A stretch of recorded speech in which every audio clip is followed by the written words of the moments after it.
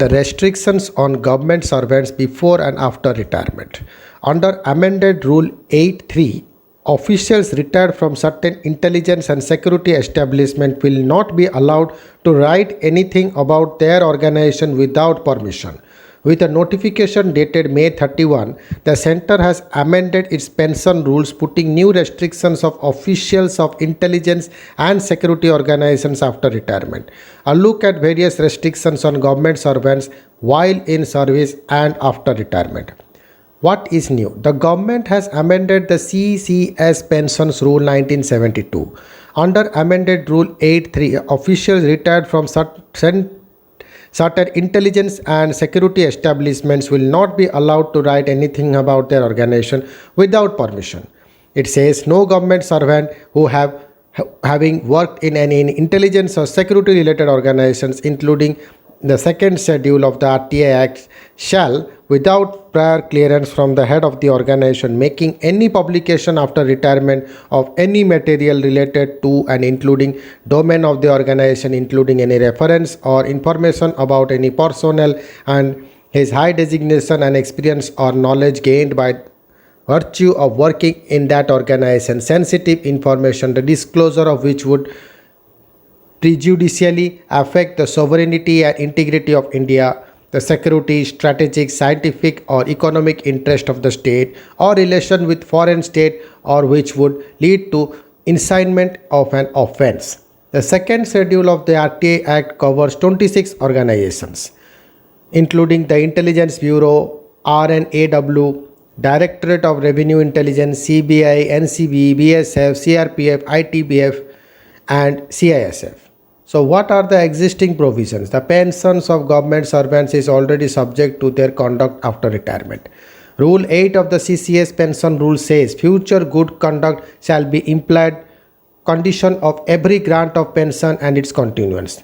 The appointing authority may, by order in writing, withhold or withdraw a pension or a part thereof without whether permanently or for a specific period, if the pensioner is convicted of a serious crime or is found guilty of grave misconduct. The expression grave misconduct includes the communication or disclosure of any secret official code or password or any sketch, plan, model, article, note, document or information which was obtained while holding office under the government so as to prejudicially affect the interest of the general public or the security of the state. Why amend the rules then? Sources in the Department of Personnel and Training said this was in process for around 4 years after the Committee of Secretaries recommended it. It was approved recently and notified on May 31. They said the move was prompted by concerns arising out of the fact that some high-profile retired officers had written books on their tenure, and some of these have revealed information. What restrictions are government employees under while in service? Rule 7 of the CCS Conduct Rules restricts government servants from restoring to or abating any form of strike or coercion. Rule 8 restricts them except with government sanction from owning or participating in the editing or management of any newspaper or other periodical publication or electronic media. If they publish a book or participate in public media, they shall at times make it clear that the views expressed by him or are his own and not that of government. Rule 9 restricts the government servant from making statements of fact or opinion in writing or in telecast or a broadcast which has the effect of adverse criticism of any current or recent policy or action of the central government or state government. Rule 9 of the CCS pension rule says that if any government official has committed any misconduct and retires, he or she may face departmental proceedings only until 4 years of the date of committing that misconduct. Is a retired government servant restricted from taking up employment? Rule 36, Death cum Benefits Rules, restricts a pensioner from any commercial employment for 1 year after retirement, except with previous sanctions of the central government. Non-compliance can lead to the central government declaring that the employee shall not be entitled to the whole or such part of the pension and for such period may be specified. The cooling off period was 2 years until 2007 when an amendment reduced it to 1 year. What about political activity while in service? The conduct rule bars government servants from being associated with any political party or organization and from taking part or assisting any political activity.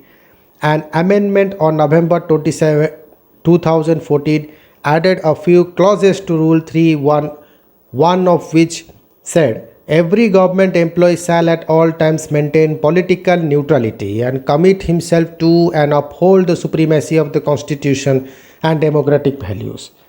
Incidentally, the RSS is among the political organizations listed by the center from time to time.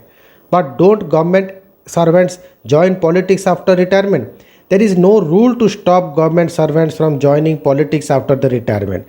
In 2013, the Election Commission had written to the DOPT and Law Ministry suggesting a cooling off period for bureaucrats joining politics after retirement, but it was rejected. The Legislative Department of the Ministry of Law advised that any such restriction may not stand the test of valid classification under Article 14 of the Constitution of India. And the DOPT told the EC that its suggestion may not be appropriate and feasible. Among many examples in the centre and states, former Union Minister R.K. Singh, who retired on June 2013, joined the BJP on December 14, 2013. Has twice been elected Lok Sabha MP since then and is a Union Minister of State. Aparajita Sarangi, former Joint Secretary in the Ministry of Rural Development, took voluntary retirement on November 16, 2018, joined the BJP on November 27 that year and is now a Lok Sabha MP. Thank you.